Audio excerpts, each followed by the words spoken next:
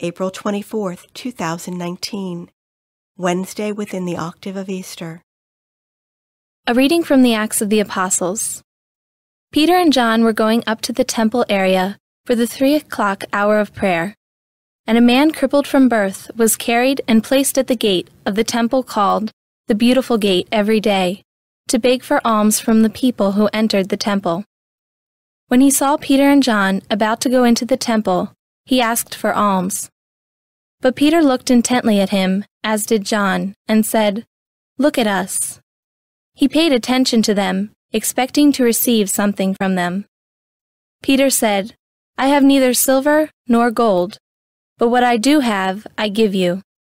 In the name of Jesus Christ the Nazorean, rise and walk." Then Peter took him by the right hand and raised him up, and immediately his feet and ankles grew strong. He leaped up, stood and walked around, and went into the temple with them, walking and jumping and praising God. When all the people saw him walking and praising God, they recognized him as the one who used to sit begging at the beautiful gate of the temple, and they were filled with amazement and astonishment at what had happened to him. The word of the Lord. The responsorial psalm. The response is, "Rejoice, O hearts that seek the Lord. Give thanks to the Lord, invoke his name, make known among the nations his deeds. Sing to him, sing his praise, proclaim all his wondrous deeds. Rejoice, O hearts that seek the Lord. Glory in his holy name. Rejoice, O hearts that seek the Lord. Look to the Lord in his strength. Seek to serve him constantly. Rejoice, O hearts that seek the Lord. You descendants of Abraham, his servants, sons of Jacob, his chosen ones. He, the Lord, is our God.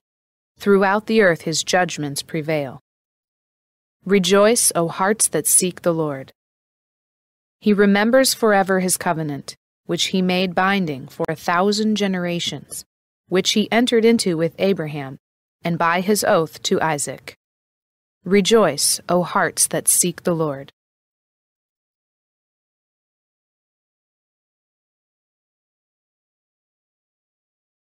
A reading from the Holy Gospel according to Luke. That very day, the first day of the week, 2 of Jesus' disciples were going to a village 7 miles from Jerusalem called Emmaus, and they were conversing about all the things that had occurred. And it happened that while they were conversing and debating, Jesus himself drew near and walked with them, but their eyes were prevented from recognizing him. He asked them, "What are you discussing as you walk along?" They stopped, looking downcast. One of them, named Cleopas, said to him in reply, "Are you the only visitor to Jerusalem who does not know of the things that have taken place there in these days?" And he replied to them, "What sort of things?"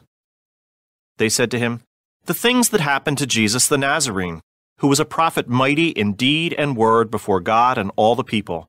How our chief priests and rulers both handed him over to a sentence of death and crucified him. But we were hoping that he would be the one to redeem Israel. And besides all this, it is now the 3rd day since this took place.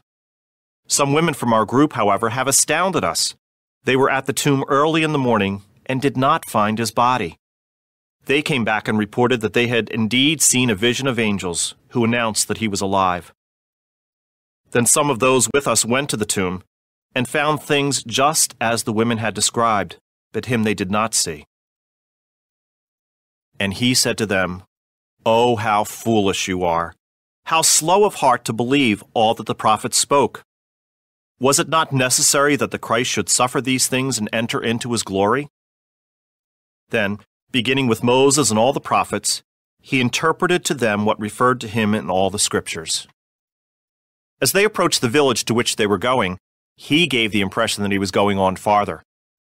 But they urged him, "Stay with us, for it is nearly evening and the day is almost over." So he went in to stay with them. And it happened that while he was with them at table, he took bread, said the blessing, broke it, and gave it to them. With that, their eyes were opened, and they recognized him, but he vanished from their sight. Then they said to each other, Were not our hearts burning within us while he spoke to us on the way and opened the Scriptures to us?"